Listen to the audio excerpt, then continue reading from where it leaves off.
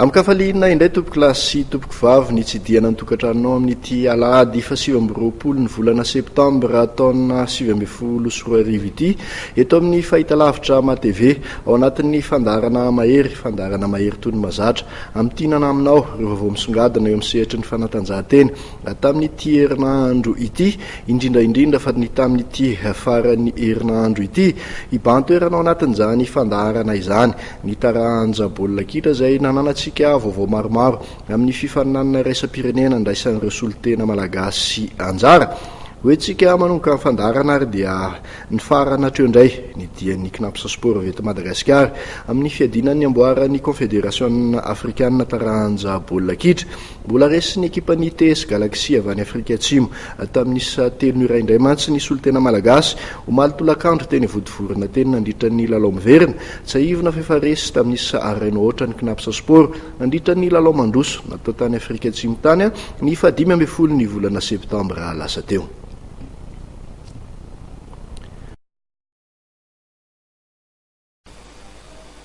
Mbola resy ny ekipan'ny TS Galaxy avy any Afrika Atsimo tamin'isa 3 ora indray ny knapsa sport avy eto Madagasikara omaly tolakandro teny vodivorona nandritra ny lalao miverina ny fiodinana faharoa ny fiadinan'ny amboaran'ny confédération africaine taranja baolina kitra mariana efa niondrika tamin'isa rainy ohatra ny solotena malagasy tamin'ny lalao mandroso natao tany Afrika Atsimo ny 15 septambra lasa teo.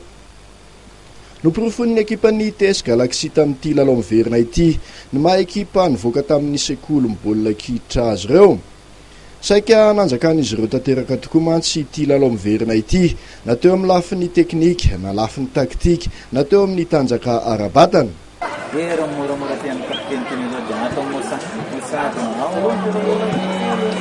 Untuk mandepa cara-cara museum din nanti yang dapat keneti dengan miatom angin dulu dia no nanti sana bukan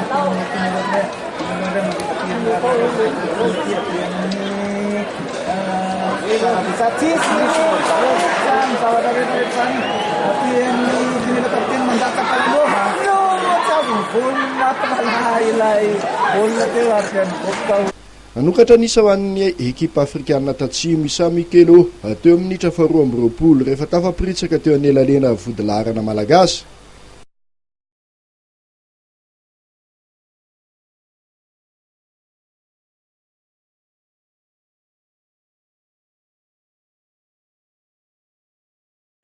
Io isa rainy ohatra io moa ny netiny rototany ala sasatra. Vao nanomboka ny fizara-potoana faharoa dia nanapitra ny fanoloana mpilalao ny mpanazatra ny knapsa sport ka napiditra ny araka ny anise ny asaiky sarytately nateo amin'ny toeran'ny Ronald Atojoka Louchard Olivier mba namafisana amin'ny fanafiana. Nanomboka teo dia niatsara ny lalao an'ny malagasy tezakilan'izay nefa dia nanohy ny lalao sy tsorototra tamin'izany fanovana nataon'ny knapsa sport izany ny TS Galaxy.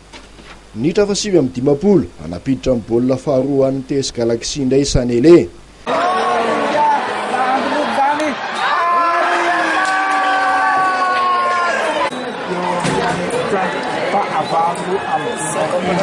Taorininy baolina faharoa tafidiny iny dia neritreritra ny rehetra fa niditrano sy aro tena amin'izay ny TS Galaxy satria manana tombony. Tsy izay nefa noho niseho fa mbola nanafika hatrany izy ireo. Nitra fahinana amin'ny 20 napiditra amin'ny baolina fahatelo indray Sanele ho an'ity ekipan'ny TS Galaxy ity.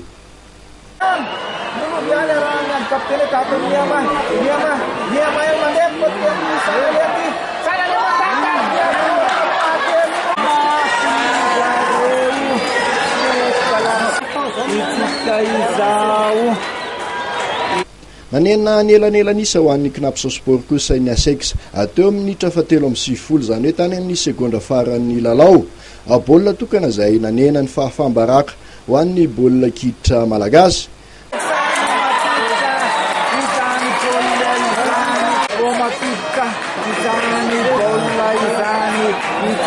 Raha tambatra tokoa mantsy ny isa tamin'ny lalao mandroso miverina dia resy tamin'ny isa 4 noray ny solotena malagasy tamin'ity fiadinany amboaran'ny confédération africaine ity.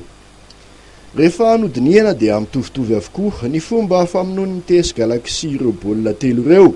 Atranga izay manapirofo ny fianarana nataon'ireto mpilalao zandriny ny volavolaina tao amin'ny sekoly baolina kitra tany Afrika Atsimo ireto. ho an'ny knapsa sport indray dia tsapa fa nisy ny fahadisoany tamin'ny paikady nampilarana ireo mpilalao niakatra kianja voalohany. Hita tsy ampy mantsy ny irakiraka malagasy tao afovoan'ny kianja ka nanjakan'ny mpilalaon'ny TS Galaxy. Mangony fotsiny ny tsy fananana fitokisantena ho an'ny mpilalao sasany kazary nanarinary baolina fotsiny. Azo lazaina ho lesona goavana ho an'ny tontolon'ny baolina kitra malagasy ny nasehoan'ny TS Galaxy iny. Tokony hitodika amin'ny fananganana akademia na sekolin'ny baolina kitra matotra amin'izay ny malagasy ahafahana mamoaka mpilalao zandry ny tsara volavola an'olo ireo mpilalao zokiny amin'ireto ekipa voalaza fa goavana eto Madagasikara ireto.